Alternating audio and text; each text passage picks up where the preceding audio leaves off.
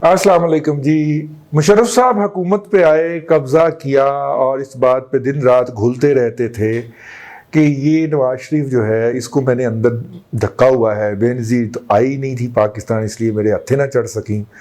तो क्योंकि हर जो होता है पाकिस्तान के ऊपर मार्शल लगा के कब्ज़ा करने वाला, उससे ये बड़ी जल्दी होती है। जैसे अयूब खां को जल्दी थी कि ये पाकिस्तान बनाने वाले बाबे जो है ना, इनको मैं किसी तरह से निकाल बाहर करूं, और उसने पहली फुर्सत में तब तक उसने अपना वो जो आइन उसने मुतारफ करवाया था 62 वाला, वो मुतारफ नहीं करवाया जब तक तमाम बाबों को लपूट के उसने पाकिस्तान से जिला वतन नहीं कर दिया पाकिस्तान बनाने वालों को। इसी तरह ज़ियाउल हक साहब उस वक्त तक चैन से नहीं बैठे जब तक बेनज़ीर भुट्टो और उनकी वालदा पाकिस्तान से बाहर नहीं चली गई अंडर वन प्रीटेक्स्ट और द अदर। यही हाल मुशर्रफ साहब का था। मुशर्रफ भी उस वक्त तक उसे चैन नहीं आ रहा था कि नवाज शरीफ अंदर बैठा है, साथ में उसका भाई शहबाज शरीफ भी है, तो चैन नहीं आ रहा था। ये 1857 की कोई इनको अनायत है या इनहेरिटेंस है या इनका वो है ये रवैया जो इनका है। तो इसीलिए जो था उन्हें तो नवाज शरीफ को काट के चैन आया ना जी।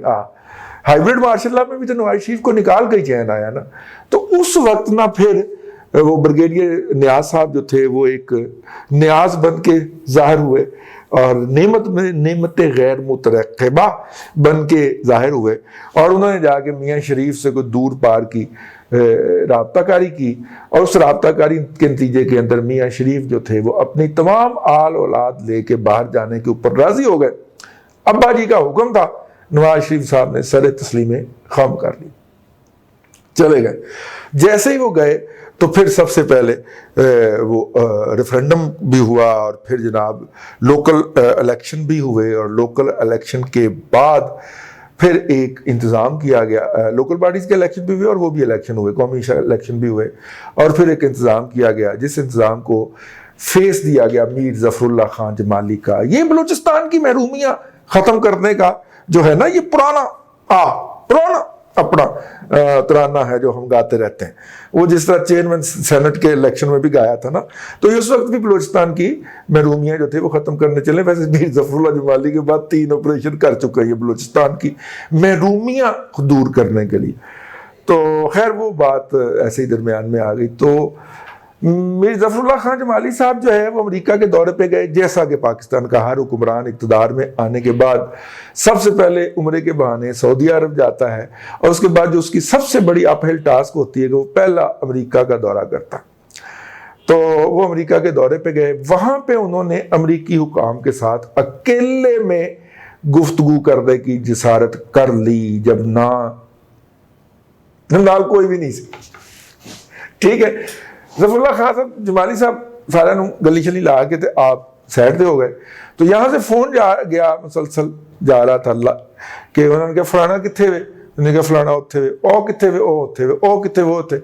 तो वज़ीर आज़म नाल कौन है? उन्होंने कहा वज़ीर आज़म नाल तो कोई भी नहीं। तो वज़ीर आज़म किहदे नाल?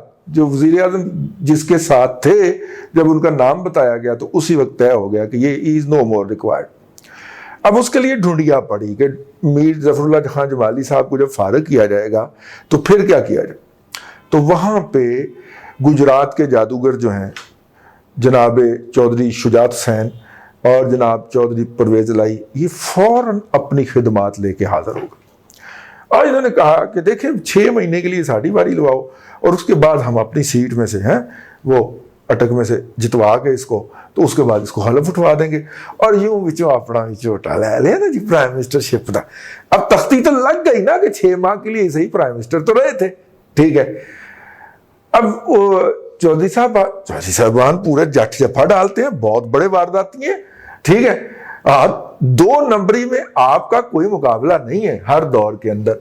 ठीक है, वो तो अल्लाह ताला ने थोड़ा सा इल्म और उससे महरूम रखा, इल्म से महरूम रखा, अदरवाइज तो वो बजक करा देनी थी। हवा का रुख देख के चलते हैं, और हमेशा पाकिस्तान में चलने वाली हवा के रुख पे होते। ठीक है ना अपने घरों ना सुनाउला पकड़वा दिता सी उन्होंने।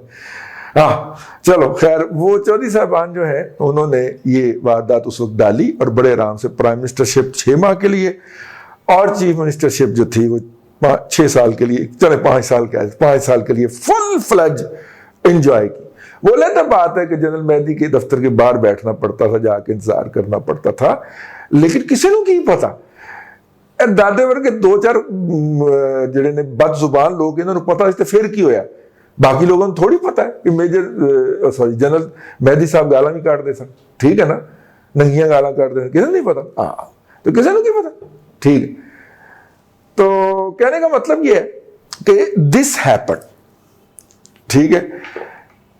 اب تاریخ نے پھر دہرایا ہے, چودھری برادران پھر ان کے پاس گئے ہیں کہ اچھا سنا ہے آپ اس کو نکالنے کا ارادہ رکھتے ہیں لاڈلے کو, ٹھیک ہے. تو اسٹاپ گیپ ارینجمنٹ کے لیے ہماری خدمات حاصل کر لیں, ہم آپ کو طریقہ کار بتاتے ہیں کہ میں کر لی. تو سائیاں نے توتا آیا جواب دیتا, انہوں نے کہا نہیں ہمیں پتا ہے کہ ہم نے اس کو کیسے لے کے چلنا ہے, اور ہم اب تک لے کے آ گئے نا اس کو, 2.5 سال گزروا دیے ہیں نا, تو آئندہ 2.5 سال بھی ہم گزار لیں گے اور اگلے 5 سال بھی ہمیں گزروائیں گے. آپ کی بڑی مہربانی, آپ چلیں واپس وہی اسپیکری کریں اور آپ چلیں واپس وہاں پہ بیٹھیں, ٹھیک ہے. یہ جو ہے جی, یہ ہمیں کچھ ذرائع سے خبر پتہ چلی ہے, آپ کے پاس ہو سکتا ہے پہنچ گئی ہو لیکن اینگل دوسرا ہو. تو ہم نے کہا یہ اینگل بھی ہم آپ سے عرض کر دیں کہ خدمات دینے گئے تھے چودھری صاحبان, واردات ڈالنی تھی اس کے اندر, اور کہ مونس اس حوالے سے بانی جائے وفاقی وزیر, تو وہ بات نہیں بنی جی, اگلی پارٹی نے کوئی لفٹ نہیں کرائی. اس کا مطلب ہے اگلی پارٹی اپنے پیروں پہ قائم ہے اور وہ ان کا خیال ہے کہ وہ عمران خان کو اس کرائسس میں سے بھی نکال کے لے جائیں گے. اصل کرائسس یہ نہیں ہے, اصل کرائسس یہ ہے کہ اس وقت پاکستان کے جتنے بھی انسٹیٹیوشنز ہیں, سرکاری اور غیر سرکاری اور ایکسٹرا سرکاری جتنے بھی ادارے ہیں, سب کی اعتباریت, کریڈیبلٹی اندرون پاکستان بیرون پاکستان زیرو ہے, بگ زیرو. اور اگر میں آپ کو یہ کہوں, اپنا وہی فکرہ دہراؤں کہ کریڈیبلٹی کا اتنا بڑا کرائسس ہے کہ پہلے تو پاکستان میں مصالحت جو ہوتی تھی وہ لوکل لیول پہ ہوا کرتی تھی, ٹھیک ہے. جو پہلے مصالحت کار بنا کرتے تھے اور سیاسی قوتوں کو آپس میں بٹھا کے بندر بانٹ کیا کرتے تھے, بندر بانٹ والا لفظ سنا بنا, وہ محاورہ جہاں سے بنا, تو بندر بانٹ کیا کرتے تھے. اب وہ خود بلی کی جگہ پہ جا کے بیٹھ گئے, تو اب باندر باہر سے آئے گا, مقامی باندر نہیں ہوگا.